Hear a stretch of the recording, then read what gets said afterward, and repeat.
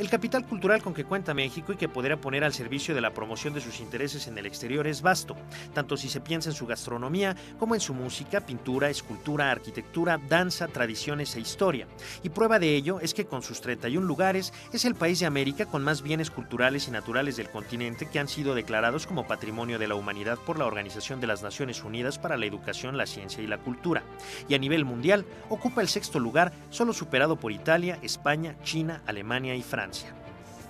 Vamos a entrar quizá en temas muy de actualidad, ya estamos en pleno periodo electoral, ahora sí.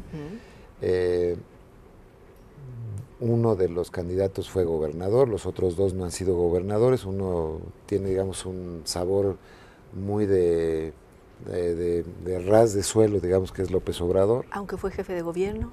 Fue jefe de gobierno, ciertamente, aunque normalmente nunca contamos al jefe de gobierno de la capital como alguien que va a hacer esas conexiones internacionales. Es curioso, ¿no? Sí. Vemos mucho más la conexión a lo mejor de tu tierra, de Zacatecas, con el mundo, que los vínculos que pueda hacer el Distrito Federal con el mundo, pero que también se valen y son necesarios y muy buenos, ¿no?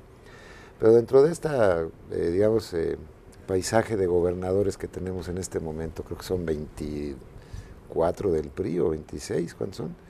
Luego hay como 3 del PAN ahora mismo y un par más del PRD, ¿no es cierto? Bueno, en estas mezclas raras que se han dado también, lo de Sinaloa, lo de Oaxaca, que son, digamos, de diferente coloración.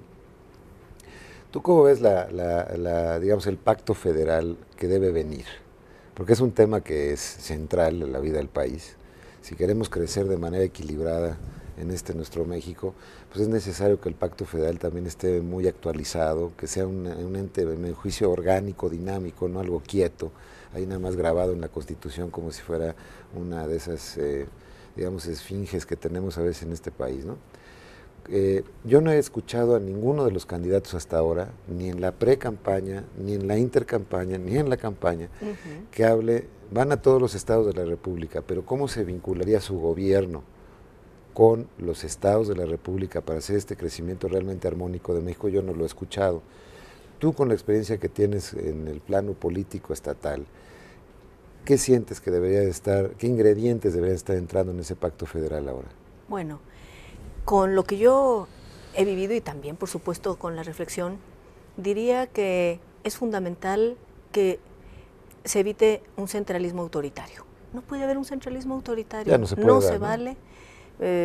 Sí. Puede haber intentos de regresar a un centralismo autoritario, pero en el otro extremo tampoco una balcanización en donde los gobiernos estatales se conviertan en verdaderos feudos, en virreinatos, en donde nadie se mete y deciden todo. Y creo que ese es el reto que tenemos ahora, cómo lograr una república, por supuesto federal, una república que tiene una relación entre los distintos órdenes de gobierno que cohesiona. Y yo creo que uno de los secretos está en las normas, en las leyes. Por ejemplo, en el ámbito de la seguridad, queremos que haya una gran cohesión, tendrían que homogeneizarse las distintas normas que tenemos en los estados, porque cada entidad tiene su norma. ¿Te refieres al sistema policíaco estatal? Sí, a la seguridad también. Cada uno tiene su norma y entonces cada uno se rige en el propio Código Penal, en los códigos de procedimientos penales. Que le ayuda al delincuente a evadir la justicia porque se cruza la frontera. Y los avances que uno pueda ver que se toman en el Congreso de la Unión, las decisiones de la Suprema Corte de Justicia de la Nación no necesariamente impactan de la misma manera al resto del país y a los estados. Y creo que lo más avanzado que haya, por ejemplo, poniendo ese caso, tendría que homogeneizar las normas, los códigos penales, los códigos de procedimientos penales, las leyes de seguridad, de tal manera que haya una visión verdaderamente nacional sobre qué debemos hacer y que no suceda que cada quien va a una entidad y entonces ya encuentra diferencias. Pero igual lo tenemos que hacer en otros ámbitos. Yo creo que... ¿Y tú ves muchas diferencias? Perdón, aquí la falta de conocimiento de mi parte de esto. ¿Tú ves muchas diferencias entre la actitud de los estados hacia esa homogenización? ¿Hay algunos que no lo quisieran? ¿O habría acuerdo más bien en general de que tuviéramos una sola, digamos, práctica jurídica nacional? Yo creo que hay una actitud positiva, pero no está promoviéndose. Me parece que la ciudadanía debe impulsar esto Eso es algo fundamental. Y, por ejemplo, en el ámbito de la transparencia, si vemos las leyes de acceso a la información en cada estado, son diferentes.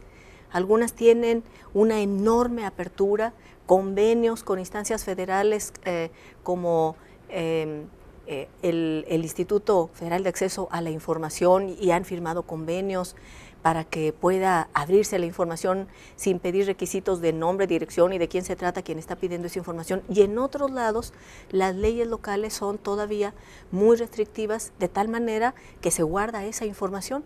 Hay cuestiones en las cuales que tienen que ver con transparencia, con seguridad, con derechos humanos, con los recursos, que deberían homogeneizarse. Pero estos son los gobernadores más chapados a la antigua, ¿no? Los que no quieren ningún tipo de transparencia, o los que temen a la transparencia por alguna razón quizá de peso. Sí, o a lo mejor porque la verdad que no se dan cuenta de que el hecho de estar restringiendo la información nos hace casi automáticamente sospechosos. Por supuesto, pero parte tal vez de una visión de que en el territorio de un estado el gobernador es absoluto, en esa visión de balcanización que pudiera generarse, y que creo que después de que desaparece el presidente como la figura que cohesionaba todo en ese sistema de partido casi único que era el PRI, lo que hay es esta fragmentación, y lo que hoy se requiere en México no es que se regrese a un mando autoritario único, sino que haya una calidad democrática que se refleje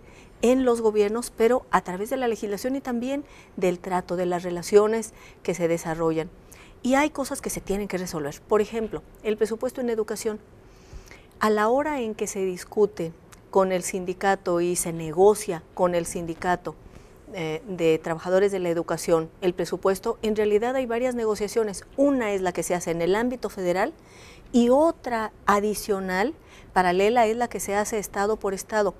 ¿Por qué no tener una sola negociación si la educación es nacional, en donde estén los gobernadores con el gobierno federal y con el sindicato y se llegue a una visión común y a acuerdos comunes que pongan por delante el que la educación sea el motor de crecimiento y de desarrollo del país? Lo que pasa es que llega el sindicato y arrasa a cualquier gobernador.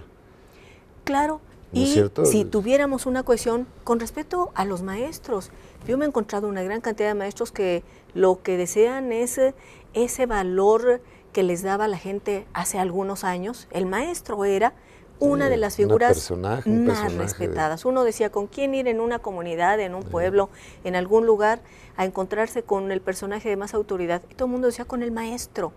Yo creo que hay un deseo de... No necesariamente. Pequeñas en Zacatecas, por ejemplo, ya se ha perdido no eso. Necesariamente. Sigue habiendo maestros que son respetabilísimos y que mantienen ese espíritu.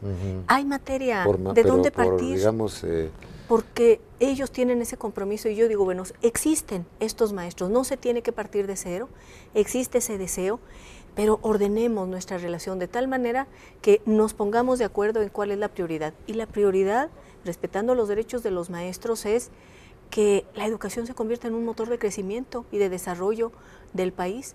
Yo creo que podemos llegar a un gran acuerdo nacional, a un pacto nacional, enlistando los temas centrales sobre los cuales trabaje el gobierno federal, los gobiernos estatales, los presidentes municipales y por supuesto el Congreso de la Unión, los otros poderes, un gran pacto sobre qué temas.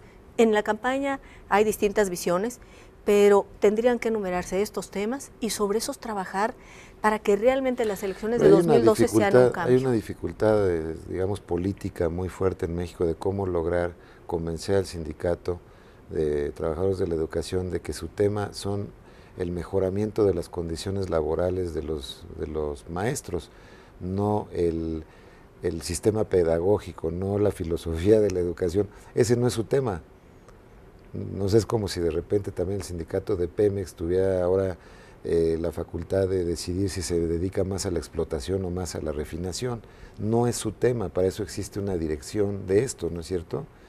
Ahí tenemos un problema muy serio de duplicación o llevar más allá las funciones de, en este caso, un sindicato. Claro, aunque sí se requiere un gran acuerdo también con los maestros. Son los que van a ejecutar lo que sea. ¿Sí? ¿Cuál debería ser la prioridad a la hora de la negociación con los maestros? Que se pusiera en la negociación sindical la capacitación, la actualización, la formación, y muchos maestros lo desean. Yo los he visto deseosos de tener mucha más calidad y de actualizar su conocimiento. Bueno, que esos sean temas en los que sí haya un terreno común, en los que se pueda acordar. Pues aquí parece que siempre vamos en círculos concéntricos y llegamos al mismo punto de la educación todas las veces. Por donde entre uno en los debates nacionales, acaba uno quizás siempre en el tema de la educación. Y aquí acaba este segmento. También vamos a regresar en un minuto con ustedes.